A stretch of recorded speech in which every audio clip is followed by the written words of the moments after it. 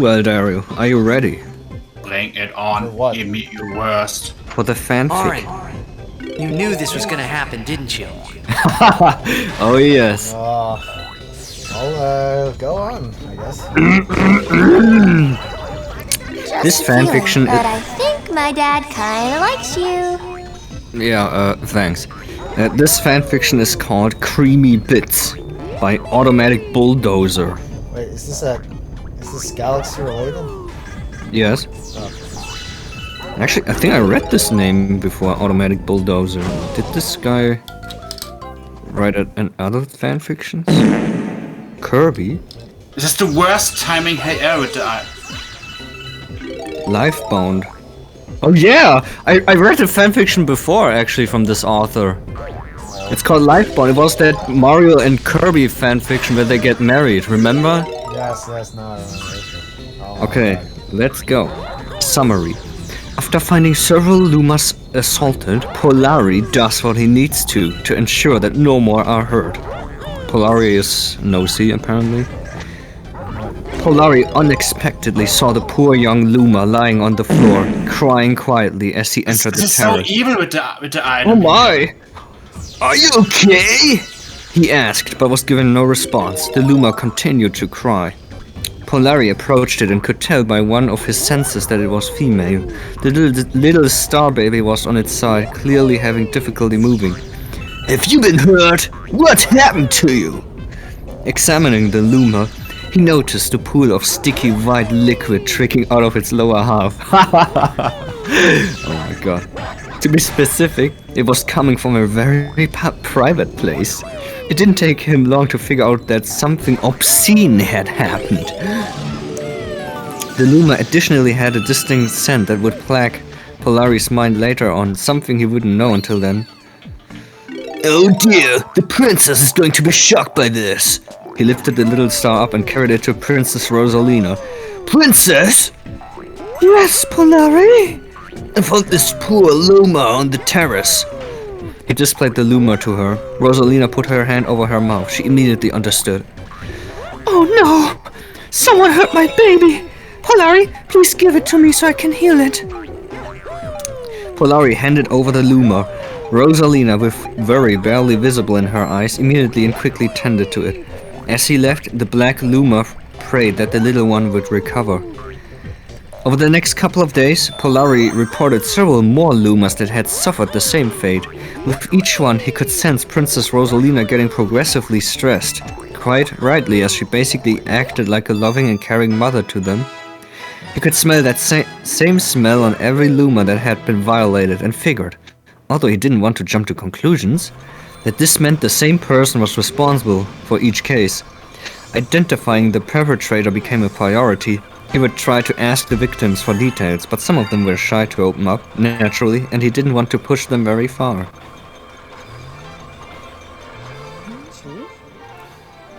Wait! This is a spring, huh? So you wear that? Does it make a big boing sound when you poke it? Oh. Funny. What the fuck? The story was evil with the spring and He had, however, learned some key features. Apparently it was a tall man with black hair. He wore a purple robe around him and a mask to cover the lower half of his face. That detail could make things somewhat harder. Besides this intel... What? Intel inside? He also had that smell to go on, the scent that he just couldn't describe. With this threat still looming, Polari had decided to take matters into his own hands to keep the Lumas safe. With Rosalina's approval, he enacted a curfew so that all Lumas were to be in bed at definitive times. Before, the two of them went to bed themselves. Furthermore, the doors to the Lumas' bedrooms would be locked until morning. This way, all of the Lumas would be protected at all times. Polari would stay up slightly later than the other Lumas so that he could check to see if any were still up and usher them to their rooms if they were. One night, when none of them were, although he still looked regardless, he smelled a thick, musky scent in the air. Oh my god, it's Elon Musk. I'm just kidding, I just made that up. He could have sworn that he had smelled it before, but he just couldn't put his finger on. footsteps. He Find the thought he coin. had heard them.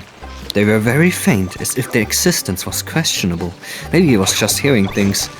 He went back to the scent. It made the air feel thicker. It made him feel hotter, as if this was a scent that was dirty and luscious. It made him wet. What was the scent doing to him? Suddenly, the picture from that first time hit his mind. It was that same scent. He smelled it as the memory of holding up the Luma replayed in his head. Both Polari of the present and back then smelled the scent at pretty much the same time. It was unmistakably that same smell.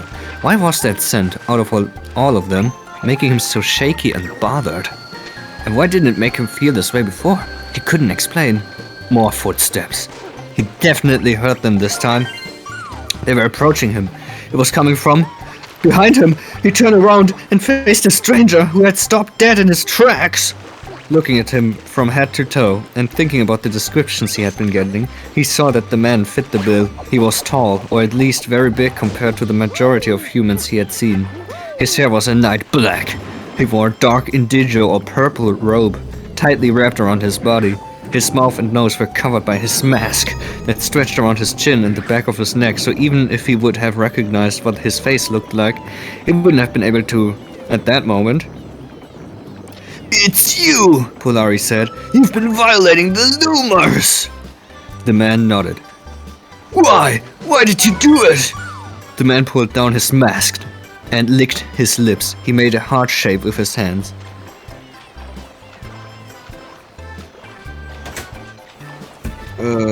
I'm not sure. What? Huh. You like Lumars, huh? He interpreted. His attention was drawn to the growing moisture around his privates and figured he had a way to kill 2 Koopas with 1 planet. Well, I'm a Lumar, and I'm more mature than the others, so I think we might be able to make a deal. The man, pulling up his mask again, made a noise of interest.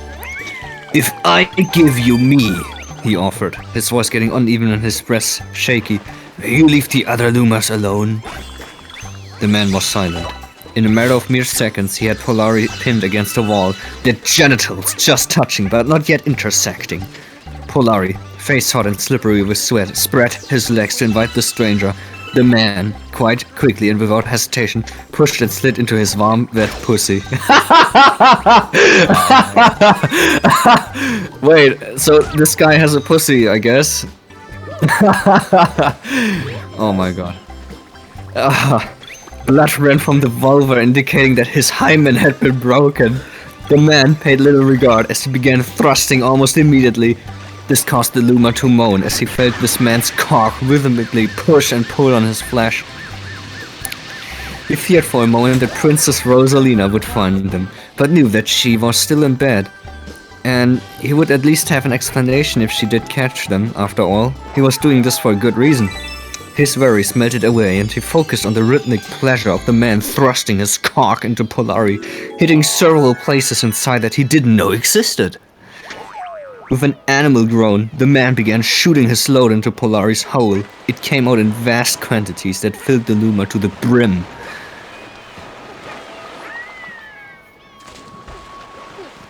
"My goodness, how does he have this much in him?" he wondered as he started to worry. When he pulled out, the cum oozed out of Polari and made a growing puddle on the floor. Got the coin.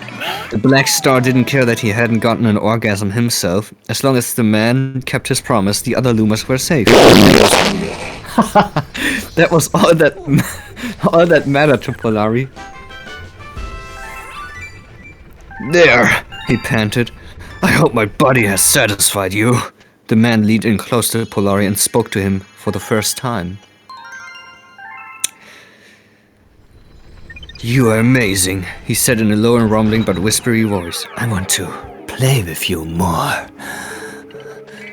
PM, you still need to get that comet coin from that Yoshi candy chocolate galaxy thing that I missed. Was it this time? Cosmic clones. The man, what? This caused Polari to think. All of a sudden, he had come up with a new plan. Very well, but when I say we are done, then we are done, he agreed, spreading his pussy, which cum was still dripping from. Please repeat what you just did with me. The man plunged back into the cum-filled pussy and began his pushing and pulling motions, though this time it slid in and out much more easily. This time it started out feeling much better for Polari, probably as a result of the build-up from the previous round. He closed his eyes and concentrated on the feelings. He was now at peace with the knowledge that the young defenseless Lumas would no longer be exposed to harm. The perpetrator had him to play with from now on. Oh yes! He couldn't help but moan as he felt the man's girth continue to thrust inside him. This is terrible idea here. What is this garbage? What, do you mean the fanfiction or what? No, I need to dodge the shadow close and at the same time I need to do the cat and Yeah, I know, right? He supposed it truly did feel good. More! Before he could stop or at least access his implications, he found himself unconsciously begging for more. Did you really want this? Was this not initially just a matter of business, a matter of responsibility to protect the young ones? When did this become a pleasure? But he didn't care anymore. It was just too good. He had no time to stop. He had completed his original mission, and now he had a new goal to work towards. The tingles in his nether regions, indicative of his progress, constantly reminded him of this goal, especially as he felt the man speed up until he could hardly process the individual thrusts and retreats. Yes! Real shot beast, it's impossible not. He groaned, almost screaming. It was getting difficult to contain his vocalizations because the urge to speak aloud, his interpretations of these sensations overpowered any internal resistance. My goodness, this man was working wonders on him. Perhaps it was just because he was previously a virgin and had never experienced anything like this before. In any case, it didn't matter why he was feeling so good, just that he was, and that he wanted to feel good enough to reach true satisfaction. Whoever you are, don't stop! He moaned, his climax closing in on him, ready to explode like a small star about to turn into a galaxy. The man couldn't last longer than Polari, but it was good enough. He pumped his huge load into Polari's pussy. The force and the slimy wetness and devilish warmth was enough to trigger the Black Star's own Big Bang as he felt his whole body clench and tighten to accommodate this influx of baby mix. That's a terrible level. The worst idea with the prank star. As his orgasm shocked his body, he thought about how Princess Rosalina was going to explain the concept of making babies to the Lumas, if she hadn't already and had plans to do so. But he didn't have much time before the man had shifted his position so that the black Luma was sideways, pressed against the wall, with one little leg up, held up high, and the other allowed to droop low, and started thrusting into him again. This man was relentless. Polari had no plans to stop this man anytime soon, but he might need to if this went on for too long. That being said, he certainly wasn't complaining about having yet another orgasm immediately after his last, possibly as a result of the stimulation residue that it had left. Well, this would certainly be beneficial for both of them. Here's a cut. So you're saying the culprit has been persuaded to leave the Lumas be? Yes, princess! Polari happily confirmed. I still think we should watch over to make absolutely sure he'll keep his word, but after that, we can probably lift the curfew. Well, that is some good news, Polari. Terrible level. Princess beamed. Now then, I must go and attend to my poor babies. She went to read a storybook to the Lumas, as it was that time of the week, or of the orbit. The observatory didn't really have much to go on when it came to time, so they used the stars and planets that they would sometimes gravitate towards. Polari just sat back and relaxed. The last few days had been very stressful for both of them, and now they could at least unwind and de-stress. His belly rumbled, a regular occurrence. He was hungry. Well, he knew just the thing for that. He got up and went over to the fridge. Opening the door, he took a peek at what was inside. For an evening snack, there were two main options. One was a bowl full of star bits, a tasty, delicious confection that served as a delectable treat for any occasion. All of the Lumas craved them, including Polari.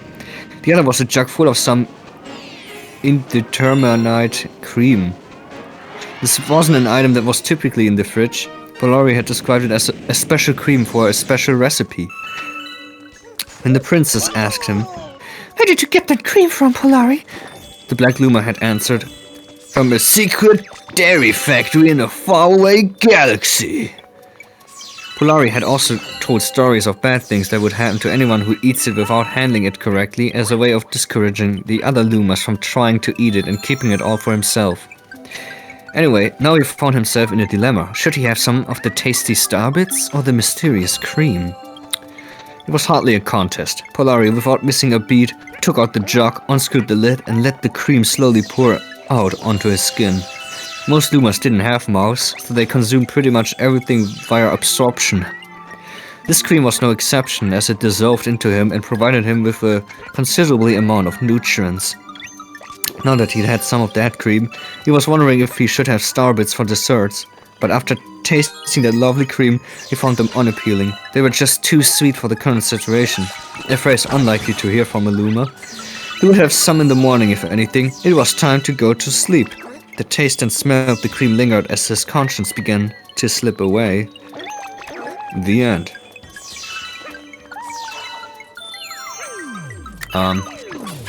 Dario. Wow, that, What?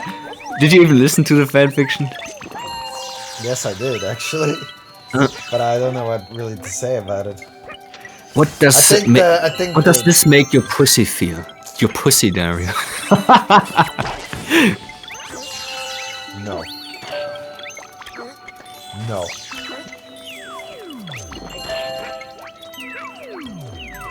Oh yeah, it says here, intersex. Oh great. Let's see the comments. There are no comments. Too bad.